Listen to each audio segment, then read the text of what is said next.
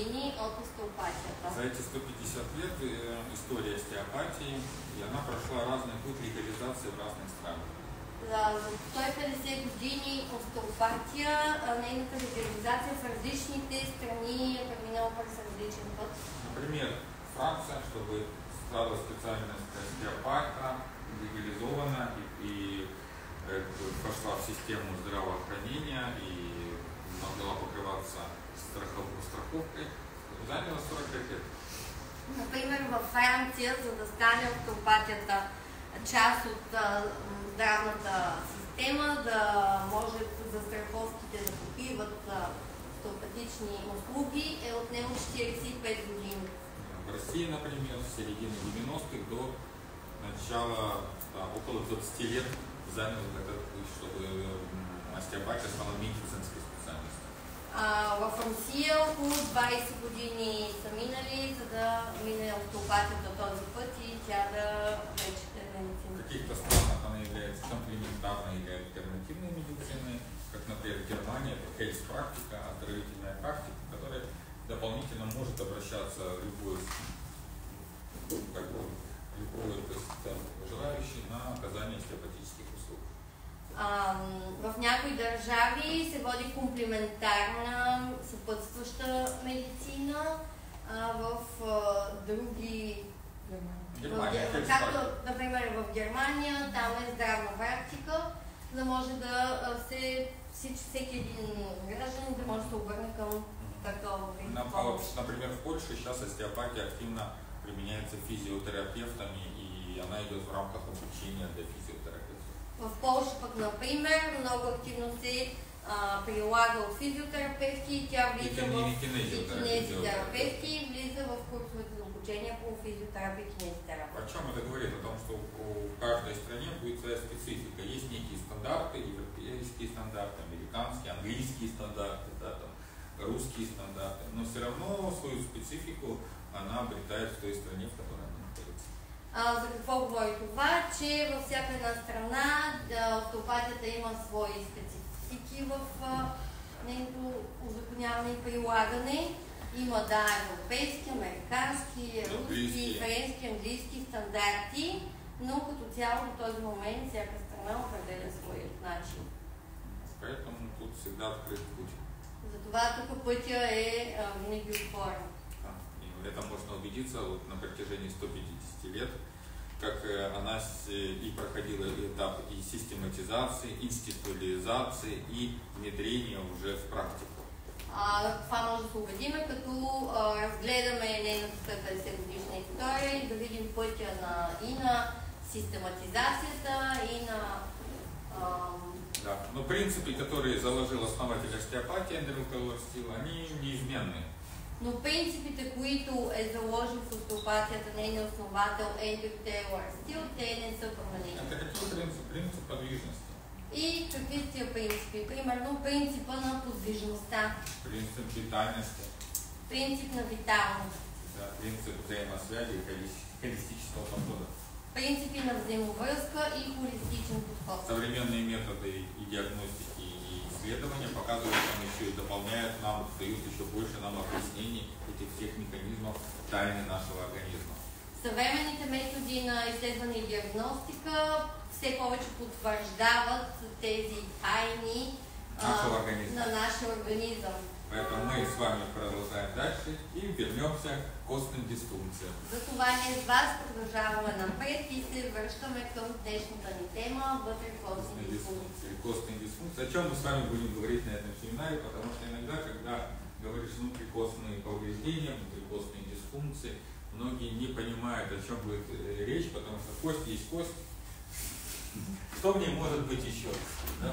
Да видим какво значи това, тъй като когато кажем костни дисфункции, но не разбира за какво става въпрос, костта си е кост и какво толкова има в нея.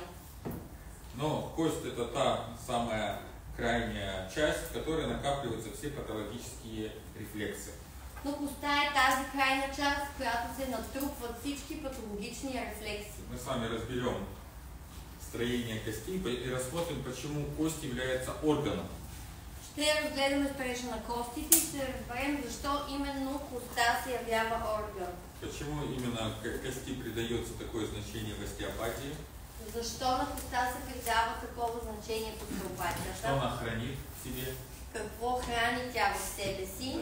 И как убрать это напряжение? Мы рассмотрим разные виды ортопедических повреждений, такие как переломы, подвывихи, смещение костей. И как да премахнем тези дисфункции? Ние ще разгледаме различни видове травми, счупвания, изкручвания. Формирование костной мозоли при нагрузках. Формиране на костен мозол. Да. Надкостницы, да. Уплотнение надкостницы, реабилитация после травм. Уплътняване на надкостницата при рехабилитация след травми. Да, и устранение тех патологических моментов, которые будут фиксированы на уровне кости. И премахване на всички патологични моменти, които ще са се фиксирали на ниво кост. Кость, как вы знаете, в остеопатии иногда слово остеопатия, как с медицинской точки, остео это кость, патос болезнь, а остеопаты рассматривают остео это кость, а патиос это путь кости. Остеопатия от една страна смисъла носи остеокост, патия е патология, заболяване, докато остеопатите разглеждат думата остеопатия, остеокост, а патио е като път. Можно патио как патио, патия. Патио като път. Да, хорошо. Давайте тогда пойдем дальше. Жизнь в теле проявляется в определенных ритмах в теле нашем. Да продължим. Живота в тялото се проявява по различни определени ритми. Мы с вами изучали крайнео-сакральную систему, да, сердечно-сосудистую, работаете с сосудами, крайнео-сакрална система, сърдечно-съдова система. Да, то есть все проявляется в определенном движении. Всичко се развива чрез определено движение. Каждая клетка дышит. Всяка клетка диша. Вбирает в себя питательные вещества и отдает продукты жизнедеятельности. Взима хранителни вещества и отдава достатъчните продукти. И вот движение вот этой жизни, оно пойдет через фасции, через связки, мышцы и кости. Передается на наши конечности. Движението в живота се проявява чрез фасция, мускули, кост. И спиралевидные формы, они присущи всем нашим костям. Вы не увидите прямую кость. Она имеет там определенную форму, как некую спираль, если вы посмотрите. И спиралите, спираловидната форма и движение присъства във всяка кост. Виждаме, че нямаме плътно равна кост, тя е в спираловидна форма. Потому что спираль считается некой универсальной моделью движения планет, движения ДНК, да, форма ДНК тоже идет по спирали. Даже ребенок, когда рождается, он проходит определенное спиралевидное движение. И спиралата се смята за универсален модел, модел на космоса, модел на ДНК. Дори децата, като се раждат, преминават през подобно на спираловидно извъртане, за да се появят. Оно заложено уже в нашей программе, природе. Това беше заложено в нашата програма, в нашата природа. Поэтому она не контролируется, наша даже высшая нервная деятельность не контролирует эти все процессы. Даже нашата висша нервна дейност не контролира всички тези процеси. Да. Храносмилательная система тоже построена по принципу спирали. Храносмилателната ни система също е построена на принципа на спиралата. Спираль есть в артериях. Спирала има в артериите. Да. И поэтому, когда кость не является тоже исключением, и здесь тоже имеет принцип построения по принципу спирали. Костите също не се явяват изключение, техният строеж е на принципа на спиралата. Мы это с вами изучали, принцип Тансегрити, миофасциальные вериги, да, все смотрели. Изучавахме принципа на Тансегрити, миофасциалните вериги. Да, то есть и здесь мы вот уже, видите, как послойно, всегда я говорю, что остеопатия это идет такое вот погружение послойное, и заканчиваем кости, да? И всичко се случва прослойно. Винаги казвам, че в остеопатията всичко идва слой по слой и завършваме с коста. Да, поэтому и здесь, если в одном месте будет сжатие кости, в другом остальном будет на более растянутая, и там будет происходить ее или уплотнение, или уменьшение. И ако имаме блокиране на коста в едната част, другата част ще има разтягане и ще може да намерим уплътнения, фиксации. Таким образом кость может стать и хрупкой. И так, по този начин коста може да стане по-чуплива. Что же значит внутрикостные соматические дисфункции или внутрикостные костные дисфункции? Какво значи вътрекостни соматични дисфункции? Изменение структуры внутрикостных силовых линий. Това е промяна на структурите във вътрекостните силови линии. Каждая кость имеет определенные силовые линии, чтобы распределять нагрузку. Всяка кост има определени силови линии, за да може да преразпределя натоварване. Да. Наш скелет, наша анатомия построена таким образом, чтобы распределять как восходящие, так и нисходящие нагрузки. Нашия скелет, нашата анатомия е построена по този начин, за да може да преразпределя както възходящите, така и нисходящите натоварване. Мы одна большая модель Тансегрити. Имаме един голям модел на Тансегрити. Но этот Тансегрити идет как постоянно углубляется на разные уровни. И този модел на Тансегрити постоянно се задълбочава на различни нива. Основу кости составляют коллагеновые волокна. Основно коста е съставена от колагенови влакна, пропитаны минеральными солями. Пропити от минерални соли. Соли, да. Эти коллагеновые волокна слагаются в пластинки, несколько слоев. Тези колагенови влакна се наслагват в няколко слоя като пластини. В зависимости от того, каким образом они складываются и количество солей, можно различать разные участки упругости и жесткости в одной кости. Зависимо по какъв начин те се наслагват и количеството на минералните соли, можем да различим различни участъци. По-рехави, по-плътни, по-плътните в една кост. Да, и поэтому тот участок, который наоборот наиболее имеет нагрузку, обладает усиленной костной структурой. И тези участъци, където имат най-голямо натоварване, натоварването най-силно пада върху тях, ще бъдат с по-уплътнени и усилени части в коста. Может даже при пальпации будете чувствовать, где-то идет более расширенный участок кости, где-то более такой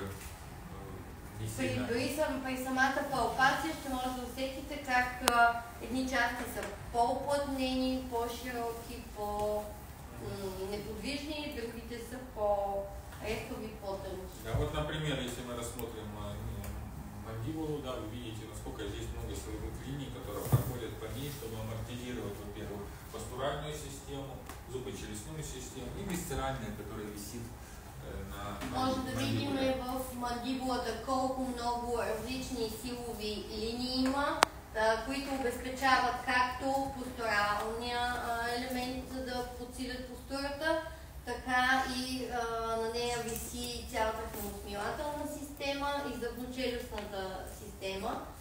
Поэтому здесь действительно она является неким центром поддержания нашего прямохождения. И наистина мандибулата се явява като един център за поддържане на нашето вертикално ходене. Все внутрикостные линии составляют единое целое, связаны они либо напрямую, либо посредством фасций и мышц. Всички вътрекостни линии съставят единно цяло и са свързани или директно, или посредством фасции и мускули. Она переходит на периост, да, мышца прикрепляется к сухожилию, сухожилие прикрепляется к периосту. Периост – это оболочка на костную структуру. Таким образом, нагрузка может передаваться непосредственно на саму кость. Мускулите се прикрепват към сухожилия, сухожилията се закрепват към надкостницата, надкостницата се явява обвивката на коста. По този начин всички натягания в тялото, силови линии се предават към коста. При дисфункции силовой линии кость теряет свою способность к амортизации.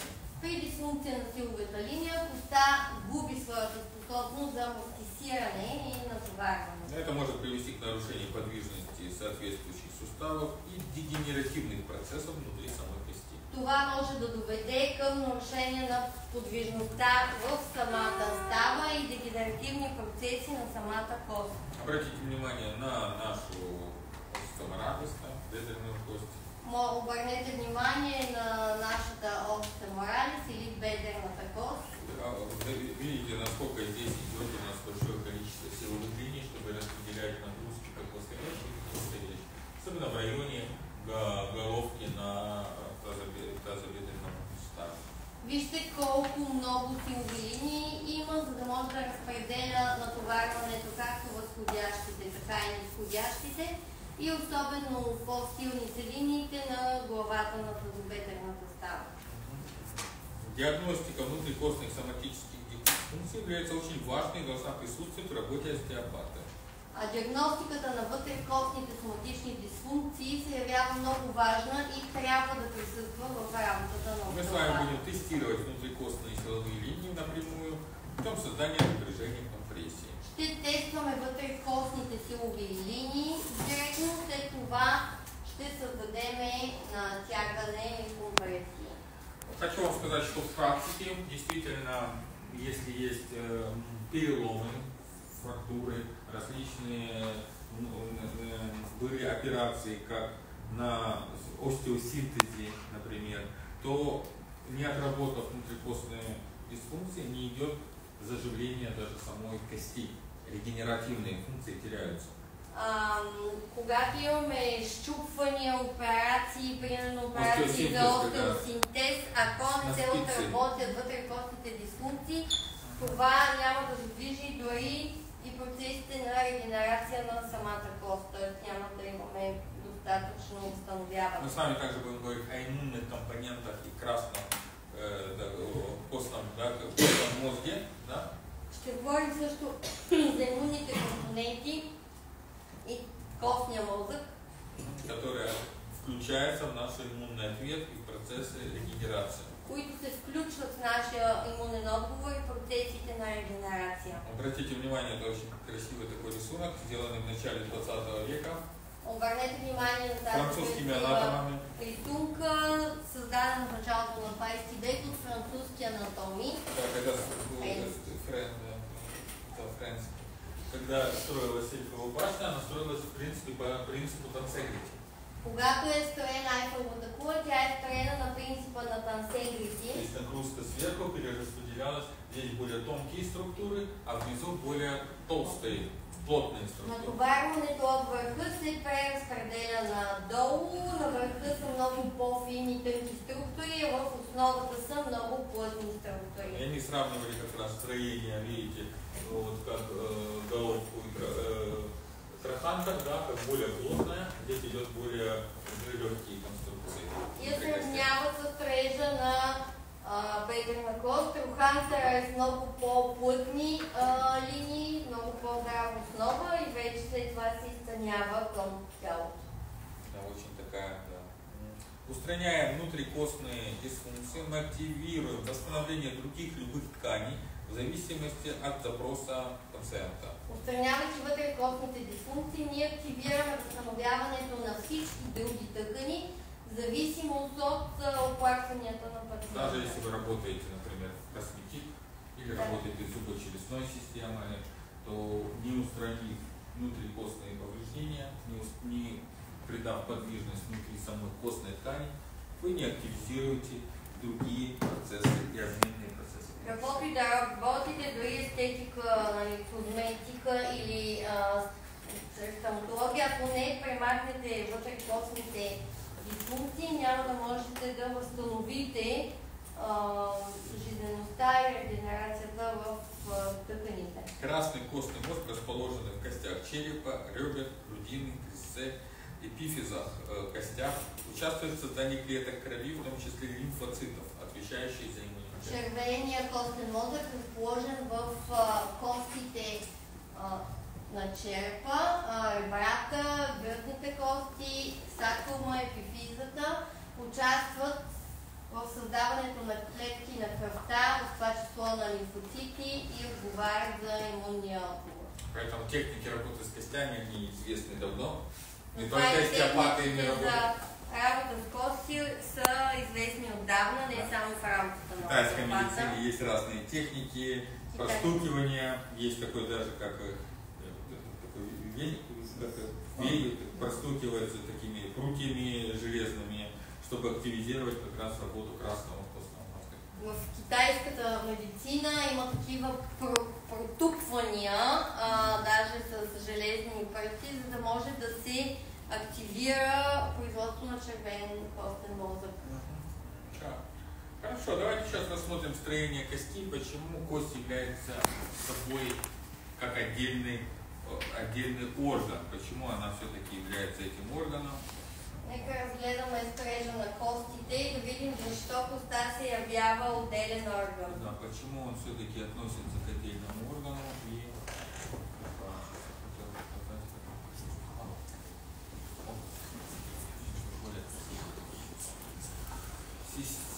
так, орган. Почему же орган это? Орган, защо е орган?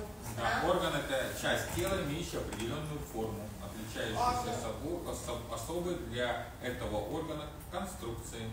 Органът това е част от тялото, имащ определена форма, отличаваща се от останалите органи със своята конструкция. Да, занимающая определенное место в организме и выполняющий характерную для этого органа функцию. Заема определено място в организма, изпълнява характерна само за този орган функция. В образовании каждого органа участвуют все виды тканей. В образуването на всеки орган участват всички видове тъкани. Одна из тканей является главной и ведущей. Но една от тъканите се явява основна и водеща. Как, например, для мозга это нервная ткань, для мышц мышечная, для желез эпителиальная ткань. Както, например, при мозъка водеща е нервната тъкан, за мускулите мускулната, за жлезите епителната. Раздел медицины, изучающий кости, называется остеология. Раздел от медицината, която изучава костите, се нарича остеология. Наверное, самая известная это краниология, изучающая форму модели черепа. И една от най-известна краниология, която изучава формата и моделите на черепа. Да, има понятие система органов. Имаме понятие от система от органи. Да, как бы есть орган, выполняющий определенную функцию, а есть система органов. Имаме орган, който извършва определена функция, но имаме и система от органи. Органы, выполняющие единую функцию. Органи, които изпълняват единна функция. Имеющие общий план происхождения. Имат общ план на происход и строеж. Да, например, пищеварительная, дыхательная, мочеполовая система. Например, храносмилателна, дыхательна, пищеполова система. То есть эти органы созданы для выполнения определенных функций, как вот храносмилательная система. Вся система создана с одной целью, чтобы поглотить питательные вещества и вывести на продукты жизнедеятельности. Всички органи в една система са с обща функционалност, с една цел, като храносмилателната система. Например, целта е да погълнем храната, да я обработим и да я изхвърлим. Но есть понятие аппарат органов. Но има понятие и аппарат на органите. Поэтому мы называем опорно-двигательный как? Аппарат. Не система, как храносмилательная система, дыхательная система, но есть опорно-двигательный аппарат. Затова ние наричаме опорно-двигателен апарат. Имаме дихателна система, храносмилателна система, но опорно-двигателен апарат. Органы, объединенные единой функцией, имеющие разное строение и происхождение. Органи, обединени в единна функция и различен строеж и происход. Например, опорно-двигательный аппарат или мочеполовая тоже как бы аппарат, его выделяют система выделения и репродукции. Които са опорно-двигателни апарати, полов апарат също се наричат, които имат различни системи и функции. Да. То же самое касается нашего опорно-двигательного аппарата. Есть костная система, есть периост, есть връзки, есть суставы, есть и так далее. Това най-вече касае нашия опорно-двигателен апарат. Има стави, има връзки, има мускули.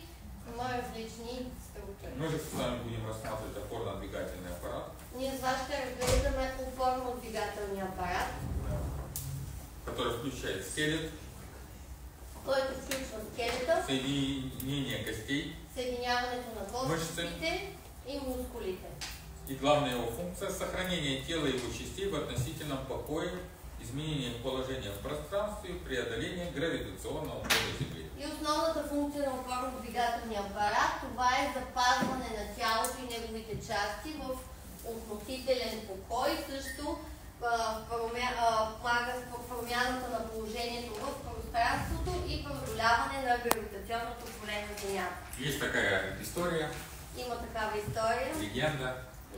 Что мы вышли из воды. Че сме излезли от вода, произхождаме от водата. Сход из воды. Есть история про Ноев ковчег. Има история за Ноевия ковчег. Он открылся, все вышли.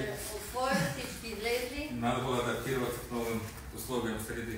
И трябва да се адаптираме към новите условия на средата. Мы стали эволюционировать.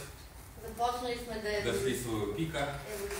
Стигнали сме до някакъв. А пик это, как говорится, когда я полностью вертикализировался, когда небо, земля, человек соединились в единое целое. А пика се смята, че когато напълно сме се вертикализирали, когато системата небе, земя, човек са се свързали в единна система. И эти законы стали работать. И тези закони са започнали да работят. Которые мы с вами знаем теперь и изучаем. И това теорията, които сега знаем и изучаваме. Поэтому главная функция – это вертикализация. Затова основната функция е вертикализация. И как любят говорить травматологи, все болезни – это от чего? От гравитации. И както обичат да говорят травматолозите, всичките проблеми идват от вертикализацията. Гравитацията. Я упал, ушиб, это гравитация. У меня херния, это все гравитация. Гравитацията. Херния имам, гравитация. У меня будет травма, это все гравитация. Имам травма от гравитацията. Рамо от гравитацията е. Тут, видите, все, это все как бы так. Итак, общая анатомия скелета. И така обща анатомия на скелета. Само слово скелетон. Самата дума скелетон. От греческого скелетос, высушенный. Идва от гръцката дума скелетос, което значи изсъхнал. А знаете, почему у них произошло, почему у них такая традиция, вот, как досталось от греков в християнство, это мощи, да? И знаете ли защо? Защото гръците имат традиция, която се е пренесла и към християнството, така наречените мощи. У них няма было земли хорошей, плодородной, не были горы, как это, планины, скалы. Плодородни, повече скали, планини. Да, и поэтому они просто клали, потом доставали и клали других. Хванали са, погребат човека, след време вадат едните мощи и слагат. Делали в камень такие отверстия. Правили са в камените отверстия. Потом раз доставали скелетос, высохшая. После изваждат изсушения скелет. И такая у них был такой бизнес. Такава работа с имали. Добре. Итак, функция опорная. Опорна функция. Скелет опора для мышц и органов. Скелет опора для мускулите и органите. Да, Игорь, все болезни от гравитации? Всички болести от гравитации? Нет, не все. Не все. Но если от любви. Но не только от гравитации. Формообразующая. Скелет формирует стенки полостей. Формообразуваща функция. Скелета формира стените на кухините. Двигательная. Двигателна функция. Перемещение тела и его частей в пространстве. Преместване на тялото и неговите части в пространстве. Защитная. Защитна функция. Создает полости, краниальная, торакальная, да. Создава кухини, гръдна, торакална. И защищает эти органы. И защитава органите, които са в кухините. Кръвотворная. Кръвотворна функция. Да. Червен костен мозг, да, образуют форменные элементы крови. Червения костен мозък образува формените елементи на Вопрос кръвта. к вам, какие вы знаете форменные элементы крови? Въпрос към вас, какви формени елементи на кръвта познавате? Их 5. Как и 5 первоэлементов.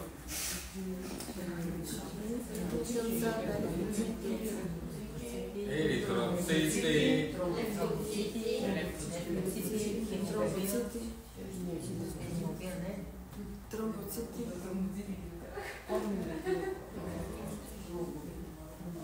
гемоглобин это не.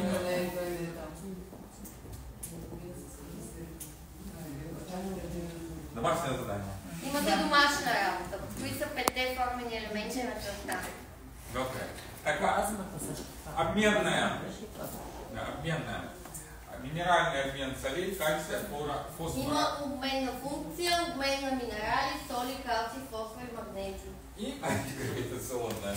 И антигравитационна функция също. Преодоление центра тяжести. Преодоляване центъра на тежестта. В человеческом скелете взрослого насчитывается около 207 костей. А в човешкия скелет на възрастния човек се намира 207 кости. По-другому анатому 228, да? А според друг анатом 228. Да. Все зависит от того, входят ли в состав слуховые кости, подъязычная кость, все самовидные кости и другие. Всичко зависи от това, в това число дали се включват слуховите костички, подязичната кост, самовидни кости. Как се превежда? Т.е. дали влизат всички по-дребни кости в това число. Да. То есть в зависимости от того, есть костные образования, которые могут формироваться еще внутри сухожилий. Как уплотнение сухожилия, вы знаете, что у нас есть фасция, фасция распределяется, уплотняется, эта фасция уплотняется в сухожилие. Сухожилие, если сильно идет нагрузка на сухожилие, может формироваться вот так называемые сесамовидные кости. Тоест, такива кости, които са уплътнено, вкостенено сухожилие, или казваме, че фасцията се уплътнява и се превръща в сухожилие. Сухожилието може да се уплътни и да се превърне в кост. И на руския се самовидни кости. Да, по-латини. Сесамовидни кости. Уплътнени, вкостенени. Они выполняют дополнительно, обеспечивают защиту на сухожилие и удерживают сухожилие в некотором определенном центре. Те създават допълнителна защита на сухожилието и удържат самото сухожилие в някакъв необходим център. Самый яркий пример сесамовидных костей это наша что? Тука и что это? Пателла. Най-разпространената сесамовидна кост е пателата или капачка. А чаще всего они располагаются именно непосредственно на конечности, кисти, стопа. Много от тях се разполагат непосредствено към самите крайници, като кисти на стъпалото. И есть такое красивое название еще фабелла. Има такова красиво название също фабелла. Да, она переводится как фасоль. Или се превежда като фасул. Она располагается в задней части коленного разполага се в задната част на коленната ямка под пателата. Да, там може да образовать. Там може да се образува под формата на боб. Очень интересная вообще с костями, потому что... Много интересно с костите. Да, поэтому как раз это и... Да. Кость является органом, так как обладает всеми характерными признаками. Костта се явява орган, защото има всички характерни признаци. Определенная форма. Определена форма. Строение. Строеж. Функции. Функция. Развитие. Положение в организме. Положение в организма. Построено из нескольких тканей. И е построено от различни тъкани. Няколко тъкани. Химический состав кости взрослого человека. Химичният състав на коста на възрастен човек. Да, 50% вода. 50% вода. Да, 15% жир. 15% мазнини. Да, 21 неорганические вещества и 12 органические вещества. 21% органични вещества, 21 неорганични вещества, 12% органични вещества. Таким образом, неорганические вещества – это разные соли. Неорганичните вещества са различни соли. Органические – это в основном коллаген. А органичният състав основно е от колаген. Да. Минеральные элементы являются основным фактором, от которого зависят механические и костные свойства. Минералните елементи се явяват основен фактор, от който зависят костните свойства. Коллаген. Колаген. Рассмотрим коллаген. Да, разгледаме колагена. Да, содержащийся в матрице имеет отличие от своих аналогов, находящихся в других тканях. Съдържащ се в матрицата има разлика от своите аналози, намиращи се в други тъкани. Да, потому что он содержит больше специфических полипептидов. Тъй като той съдържа повече специфични полипептиди. Волокна разположены, как правило, параллельно уровню наиболее вероятных нагрузок на кость. И влакната са разположени по правило паралелно на тази част коста, която е най-натоварена. Именно благодаря нему сохраняется эластичность и упругость этой кости. Именно благодарение на него се запазва еластичността и плътността, здравината на тази кост. Кость внутри представляет собой цилиндры. Коста вътре е изградена от цилиндри. Костные пластинки. Костни пластини. Да. И здесь как раз проходят между ними именно сосуды. И между тях именно преминават съдове. И вся эта структура у нас тоже двигается. И цялата тази структура също се движи. Сейчас мы это все будем рассматривать. И сега всичко будем делать вот такое с костями. такива неща. Помните, как в матрице ложка, про ложку, как он гнет ложку? Помните ли в матрицата лъжицата? Плътна ли или не? Да. Если кость подвергнута действию соляной кислоты, то минеральные вещества будут растворены, а органические останутся. Они сохранят форму, но станут чрезмерно гибкими и сильно подвержены деформации. Ако коста влияе действието на солни киселини, соляна кислота, соль, да?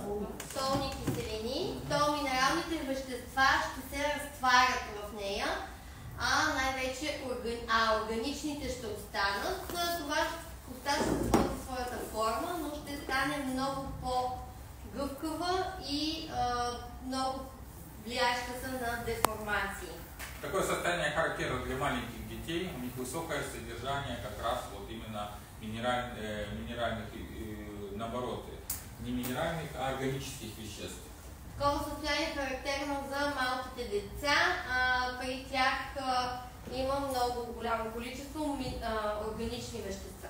А если наоборот, когда теряются органические вещества, то становится сильно хрупкая. И обратното, ако се изгубят органичните вещества, коста става силно чуплива. Например, в старости, по взрослых людей, доля минеральных солей доходит до 80%.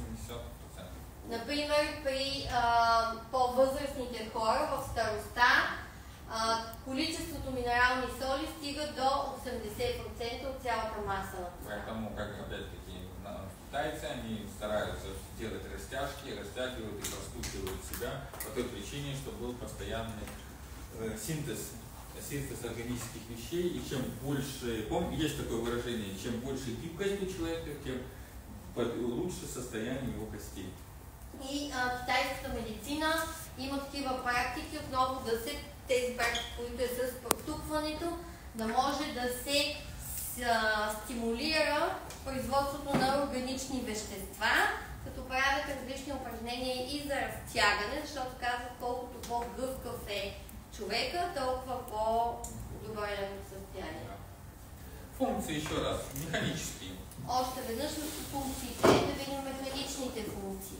Ну как, новое что-то узнали о кости? Тук нещо ново за коста научихте ли? Да, потому что кость, как бы, действительно, почему-то про нее мало говорится. И кость, все. Принципно коста не малко се говори, кост и това е. И ненормально.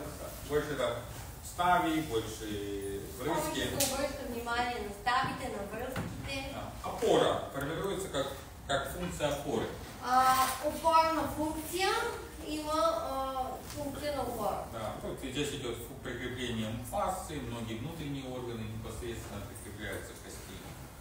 Фасциите, много вътрешни органи непосредствено се закрепват към коста. Движение, благодаря наличию подвижных соединений между костями, кости работают как рычаги, приводят движение мышц, приводимые в движение мышцами. Функция на движение, благодарение на наличието на подвижни съединения между костите. Костите работят като лостове, които се привеждат в движение от мускули. Защита внутренних органов, формирование костных вместилищ, ну, как гребначный столб, да, как и спинной мозг, да, все, ну, да. Защитна функция на вътрешните органи, формиране на костни вместилища, хранилища, като череп защитава главния мозък и стимните органи, гръбначния канал защитава гръбначния мозък. Рессорная и амортизирующая функция. Амортизирующа. Например, арочное строение стопы, стопа, арка, она амортизирует наше движение. Например, формата на арка на нашите стъпала създават амортизер за нашите движения. Межкостные мембраны между, например, тибиальной и фибиальной, да, тоже создают определенную амортизацию.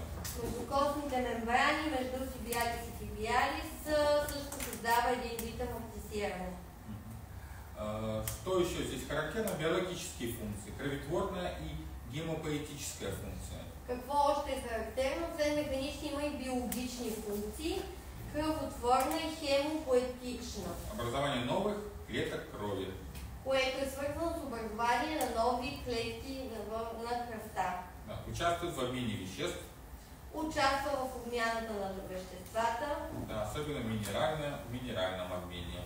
Особено в минералния обмен. Да. Ну, тут здесь уже не будем так про эмбриологию сильно возвращаться. Она формируется из соединительной ткани.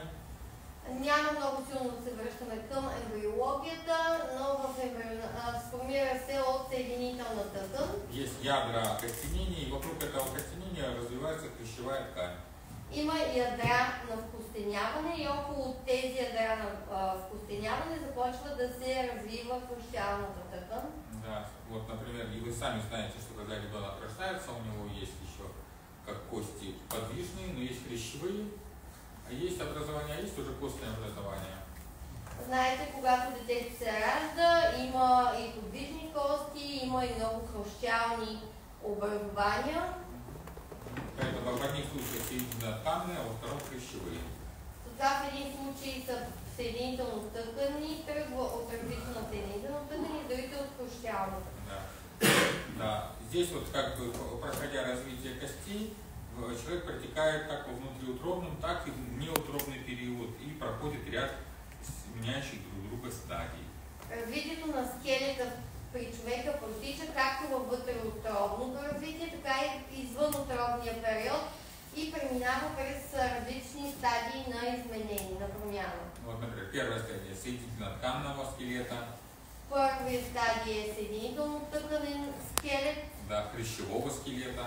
След което става хрущялен скелет. Стадия костного скелета, точки окостенения появляются с 8-й недели внутриутробного развития. След това се превръща в костен скелет, като точките на вкостеняване на остификация се появяват към 8-та седмица на вътреутробното развитие. Поэтому уже при рождении ребенок может иметь внутрикостные соматические повреждения за счет того, что могла быть травма, предлежание и различные. Това е една от причините за сформиране на вътреутробни дисфункции, което може да зависи от прилежанието, на позицията на плода в утробата. Да, и вы видите, как здесь уже видите, сначала идет плод, хрящ, потом новорожденный ребенок и молодой человек. Здесь уже формируется уже более выраженная функция и кровообращения и образование костной ткани в эпифизе. Ето, това имаме стадии на плода, на новороденото, на детето, на младия човек, където вече се сформират много по-стабилна костна тъкан и кръвоснабдяването. Да, таким образом формируется. Внутреннее строение костей. Вътрешен строеж на костите. Кости, да, здесь есть два вида костного вещества. Компактное вещество, плотная субстанция, и губчатая субстанция. Разделят се два вида костно вещество. Компактно, което е плътната субстанция, и губчатая. Гъбеста субстанция. Да. Компактная лежит снаружи. Компактната лежи във външната част. Губчатая е внутри. А гъбестата е във вътрешната част. Как раз здесь давайте рассмотрим здесь на примере. Да, компактное вещество костной ткани и губчатое вещество костной ткани. Компактното вещество на костната тъкан и гъбесто вещество на костната тъкан. Да, здесь как раз вот именно компактное цилиндров. И тук именно компактното вещество на костната тъкан прилича на строежа на цилиндри. Да, а здесь вот именно губчатое образование очень тонкими костными перекладинами, ориентированными параллельными линиями основных напряжений. При гъбчетото образованието, образувани от много тънки костни гънки и преместки, ориентирани паралелно на линиите на основното напрежение. Итак, вот смотрите еще раз строение кости. Вот здесь очень хороший рисунок. Вижте още веднъж строежа на коста. Тук имаме една много хубава рисунка. Надкостница, оболочка, содержащая нервы и кровеносные сосуды, которые покрывают всю кость. Обвивката, която съдържа нерви и кръвоносни съдове, която покрива цялата кост. Внешняя сторона, вот она, видите, цилиндрики такие тут у нас, видите? Във външната страна виждате ли тези цилиндърчета, които изграждат? Это у нас формируется компактное вещество. И това сформира компактното вещество. А губчатое вещество, она окружает вот център самой кости. А гъбестото вещество обкръжава центъра на самата кост. И в это именно находится костный мозг. И там именно се намира костния мозък. Видите, как внутри полости, то есть у нас по сути кость, еще так ее сравнивают с такой системой хранения, да, она, видите, каждая кость хранит в себе определенный красный костный мозг, который может активизироваться в определенные моменты нашей жизни или под действием определенных упражнений и так далее. И затова коста се явява като хранилище. Тя пази и съхранява вътре в себе си червеното костно вещество, което може да се активира в определени периоди в живота или под въздействието на различни упражнения, да се усилва. Даже как вот вы, наверное, смотрели фильмы, когда там динозавров, генетики воскрешали, они находили скелет, находили там красный костный мозг и по нему создавали уже там динозавра паркинского периода. И помняме динозавърския период на динозаврите, намирайки скелета на динозаврите, намират вътре в костите червено костно вещество и по информацията от него вече създават теорията за динозаврите, как изглеждат и какво са правили. Структуральная единица компактного вещества является остеон. Структурната единица на компактното вещество се явява остеон. А какая структурная единица черный дроб? Каква е структурната единица на черния дроб?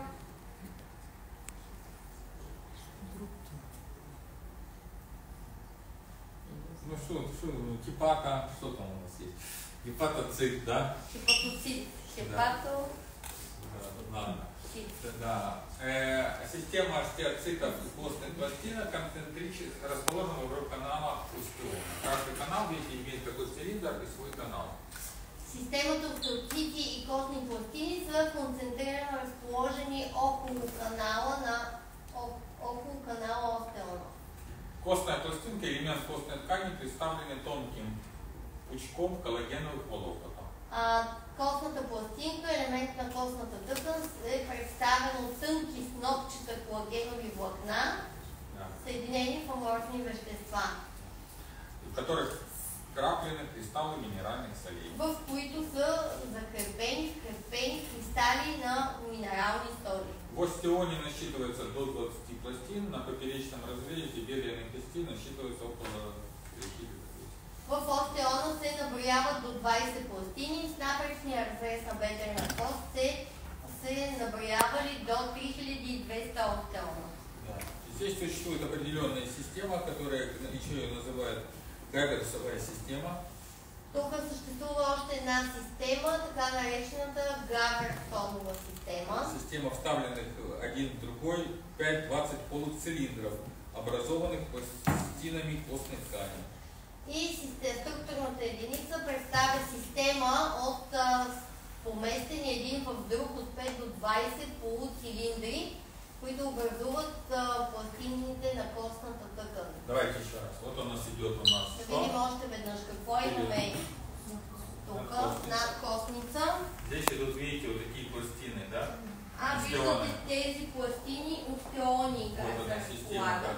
И в этих системах, видите, у нас проходят кръвеносные сосуды. И в тези системи преминават кръвоносните съдове. А вот этот канал, самой пластине, вот этот канал, видите, он называется Гаверсов канал. А този канал в самата пластина, виждате го, се нарича Гаверсонов канал. И вот именно вот эта структура цилиндра в цилиндре создает самую твердую основу. Именно тази структура на цилиндър в цилиндър създава най-плътната здрава основа. Поэтому кость может выдерживать колоссальную нагрузку. И по тази причина костта може да удържи на колосално натоварване. В зависимости от различных таких ситуаций, эти цилиндры могут менять и расположение. В зависимост на различни ситуации, тези цилиндри могат да променят своето положение. Создавая тем самым свои своеобразные силовые линии. Като по този начин създават своеобразни собствени силови линии. И дальше уже у нас идет уже какое вещество здесь там у нас? След което, кое вещество продължава? Вот еще раз посмотрите, пожалуйста, на Гаверсовую систему. Още веднъж да разгледаме Гаверсоновата система. Система кровообращения, по которой идет и питание кости, а с другой стороны они контактируют и с костным мозгом. Система на кръвообращение, която създава и храненето на коста, и от друга страна комуникират с костния мозък. 3D модель, посмотрите, пожалуйста, видите, формировал вот эти все цилиндры. Ето в 3D модела може да видите сформирането на всички тези цилиндри. Именно такая цилиндрическая структура является самой твердой. Именно тази цилиндрична структура се явява най-твърдата. Губчатое вещество, губчатое вещество. Гъбесто вещество. Состоит из костных перекладин. Състои се от костни гънки. Да. Костные перекладки или трабекулы, что называют, это плотно спрессованные костные пластинки. Костните гънки се явяват, така наречените костни трабекули, се явяват плътно пресовани костни пластини, между которыми находятся у нас красные костные пластины. Между които също се разполага червено костно вещество. Смотрите, какая красивая рисунка. Вообще кости. Вижте колко е красива рисунка, изобщо поставя много красива структура. Да, губчатая располагается не беспорядочно, а закономерно, отвечая функциональным условиям, в которых данная кость находится. Самото гъбесто вещество има закономерност по начинът, по който се разпределя. Поскольку кость имеет двойное действие, давление и тягу мышц, доколкото коста изпълнява двойно действие, налягане, натоварване, налягане и тяга от мускулите. Поэтому вот эти перекладины могут размещаться под воздействием сжатия и растяжения. И тези гънки могат да се разместват под въздействието на притискания и разтягания. Поэтому здесь могут формироваться различные красивые такие узоры. И по тази начин може да се сформират красиви форми, картини. Есть строение кости соответствует ее месту в организме и назначению, компактное вещество, губчатое вещество, силовые линии, которые формируются при нагрузках. Строеж на костите съответства на мястото, строежа на дадената кост съответства на мястото на нейното разпределение в организма и по същия начин компактното и гъбестото вещество са в зависимост от нейното функция. Да. Труп Четырехярочное строение костей обеспечит максимальную прочность и легкость при затрате костного материала. Тръбестите и строежа на тръби и арки в коста подсигуряват максимална прочност и лекота при най-голямото благодаря. Дори при най-малката загуба на костен материал. Да, вот здесь вот как раз еще раз посмотрите внимание, вот как раз у нас идет эпифиз, компактное вещество, костный мозг и надкостный. Още веднъж да обърнем внимание, имаме астерообратно надкостница, компактно вещество, жълт костен мозък, епифиз, гъбесто вещество, хрущял. Функции костной ткани находятся в прямой взаимосвязи с ее строением. Функцията на костната тъкан се намира в директна взаимовръзка с нейния строеж, которая в данный случай обеспечивает большую площадь для метаболистических процессов, осуществляющихся на ней. Който в този случай подсигурява голяма площ за метаболитните процеси, които се осъществяват на нея. Видите, здесь как раз видно пример, что больше, например, большеберцовая кость выдерживает груз 1650 кг по вертикали. Да. Плечевая кость выдерживает давление 850 кг. Бедренная, феморалис 3000 кг. Това е изображение колко може натоварване костите да удържат. Бедрената кост може да удържи до натоварване от 3000 кг, раменната кост натоварване от 850 кг, тибиали са ли беше? До феморалис до... Не, феморалис 3000 аз казала, защото било.